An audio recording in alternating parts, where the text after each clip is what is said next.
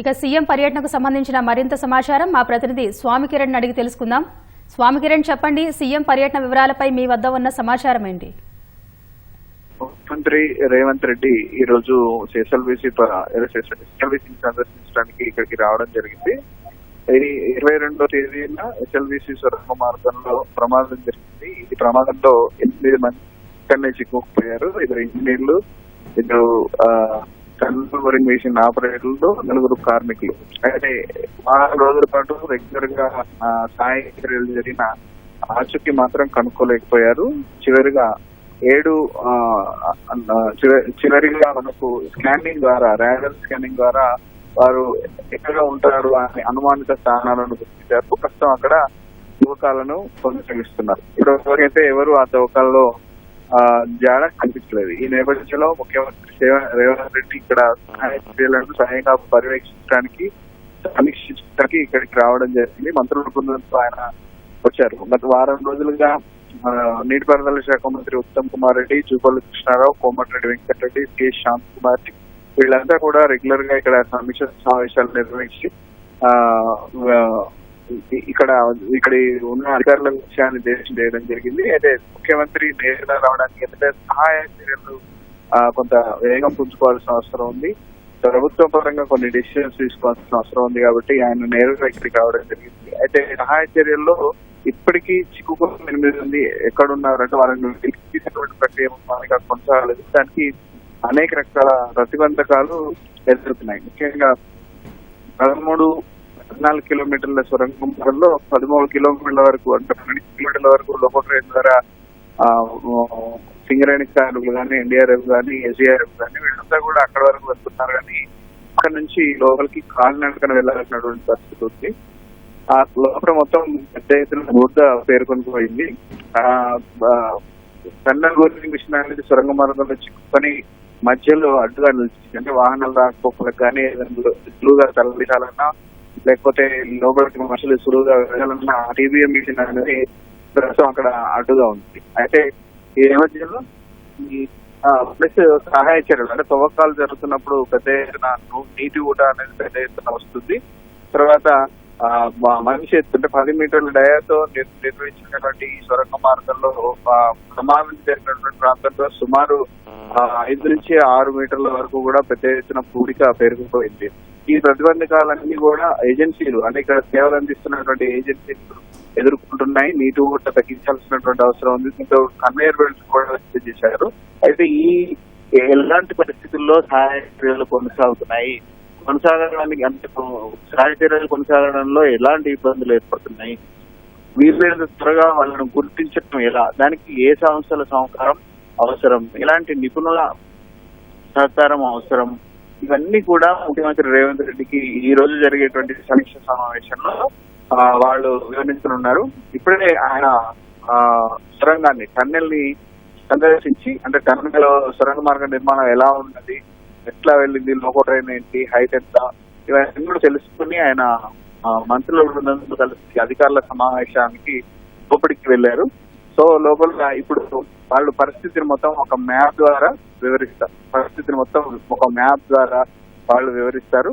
సొరంగ మార్గం ఎంత దూరం ఉంటుంది, ఎన్ని కిలోమీటర్లు ఉంటుంది, ప్రమాదం ఎక్కడ జరిగింది, టీబీఎం మిషన్ ఎక్కడ ఉంది, తర్వాత ఎంత ఎత్తులో ఈ బురద పేరుకుపోయింది, మృతదేహాలు ఉన్నట్టుగా అంటే ఈ చిక్కుకున్నటువంటి 8 మంది ఉన్నట్టుగా ఆహ్వానిస్తున్నటువంటి ప్రాంతాలు ఎక్కడ ఉన్నాయి, అక్కడ తవ్వకాలు ఏ విధంగా ఎక్కడ వరకు ఉంటాయి, ఇంకా ఏం చేయాలి, ఇవన్నీ కూడా ముఖ్యమంత్రికి వాళ్ళు వివరిస్తున్నారు. దీంతో పాటు సుమారు 18 రకాల ఏజెన్సీలు ఇక్కడ పనిచేస్తున్నాయి. 18 రకాల ఏజెన్సీల్లో 708 వరకు పనిచేస్తున్నారు. 54 మంది అధికారులు ఇక్కడ సేవలు అందిస్తున్నారు.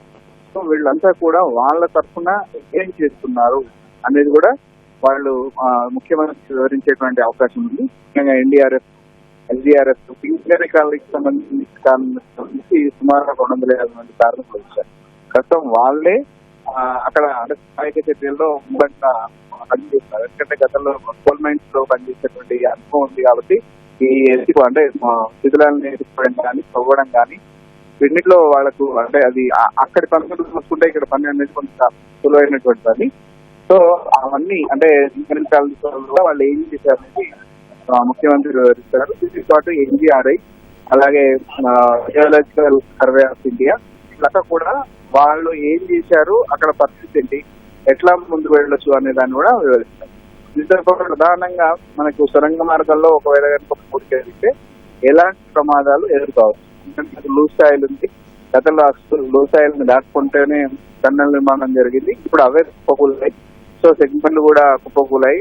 ఈ ఒకవేళ కనుక ఈ పూడికలు మొత్తం అంటే 10 మీటర్ల డయాలో ఉన్నటువంటి పూడికనంతా ఒకవేళ తీస్తే ఇప్పుడు వేసినటువంటి సెగ్మెంట్లు ఉంటాయా, దాని మళ్ళీ ప్రెజర్ పడేటువంటి అవకాశం ఉందా, మళ్ళీ ఒకవేళ సొరంగ మార్గంలోకి పైన ఉన్నటువంటి లూజ్ సాయిల్ అంతా లోపలికి వచ్చేటువంటి అవకాశం ఉందా, చర్యలకు లోపల పనిచేసేటువంటి వాళ్ళకి ఎలాంటి రిస్క్ ఉంది, అంటే రిస్క్ లోనే పనిచేస్తున్నారు, ఎలాంటి రిస్క్ ఉంది, ఈ అన్ని కూడా వాళ్ళు ముఖ్యమంత్రికి వివరిస్తారు. వివరించిన తర్వాత దాని మీద వాళ్ళకి ఏం సహాయం కావాలి, ఏం చేస్తే ఇది బాగుంటుంది అనేది కూడా వాళ్ళు చెప్తారు. దీంతో పాటు సహాయక చర్యలు పూర్తి కావడానికి ఎంత సమయం పట్టచ్చు అన్న ఒక అంచనాను కూడా వాళ్ళు ముఖ్యమంత్రికి వివరించేటువంటి అవకాశం ఉంటుంది. సో ఇవన్నీ విన్న తర్వాత ఆయన ఒక డెసిషన్ కు అంటే ఏం చేయాలనే దాని మీద ఒక స్పష్టమైనటువంటి దిశా నిర్దేశం అధికారులకు చేసేటువంటి అవకాశం. ఎందుకంటే ప్రభుత్వ సహకారం, కేంద్ర రాష్ట్ర ప్రభుత్వ సహకారం ఉంటేనే ప్రస్తుతం సహాయ చర్యలు ముందుకు వెళ్లే పరిస్థితి ఉంది. ఎందుకంటే కేంద్రం నుంచి వచ్చినటువంటి ఎన్డీఆర్ఎఫ్ పథకాలు, ఎన్డీఆర్ఐ కానీ కేంద్ర ప్రభుత్వ సంస్థలే geo national remote sensing agency కూడా ఇక్కడ సర్వే అంటే రాడార్ సర్వే నిర్వహిస్తుంది. సో ఇవన్నీ రెండు మిక్స్ అయ్యి మా ప్రభుత్వం నుంచి వచ్చే సహకారం అందిస్తేనే ఈ సహాయ చర్యలు మరింత ముమ్మరం అయ్యేటువంటి అవకాశం ఉంది. వాళ్ళకి కావాల్సినటువంటి సామగ్రి కానీ, పనిముట్లు కానీ, వసతులు కానీ ఇవన్నీ కూడా ప్రభుత్వమే కల్పిస్తే సహాయ చర్యలు మరింత వేగవంతం అవుతాయి. కాబట్టి ముఖ్యమంత్రికి ప్రస్తుతం వివరించి అంటే ఈ లోపల ఏం ఎట్లా ఉంది ఏంటి అనేది వివరించే ప్రయత్నం చేస్తున్నారు. తర్వాత ముఖ్యమంత్రి వాళ్ళకు ఒక లక్ష్యాన్ని నిర్దేశం చేస్తున్నట్టు అవకాశం. దీంతో పాటు బాధిత కుటుంబాలు మొత్తం 8 మంది చిక్కుకున్నారు. ఈ 8 మందిలో 2 ఇంజనీర్లు ఉన్నారు, 2 రాబిన్స్ కంపెనీకి సంబంధించినటువంటి ఆపరేటర్స్ ఉన్నారు, 4 ఈ జేపీ కంపెనీలో పనిచేసేటువంటి కార్మికులు ఉన్నారు. వీళ్ళకి వీళ్ళ కుటుంబాలకు ఎలా భరోసా కల్పించాలి, వాళ్ళకి ఎట్లా ధైర్యం చెప్పాలి మీద కూడా ముఖ్యమంత్రి ఒక ప్రశ్న చేసేటువంటి అవకాశం ఉంది. సో ఈ రివ్యూ అయిపోయిన తర్వాత, ఈ మొత్తం రివ్యూ అయిపోయిన తర్వాత ఏం జరుగుతుంది అనేది మనకు తెలుస్తుంది. ప్రస్తుతానికైతే లోపల సహాయ చర్యలు అయితే అదే విధంగా కొనసాగుతున్నాయి.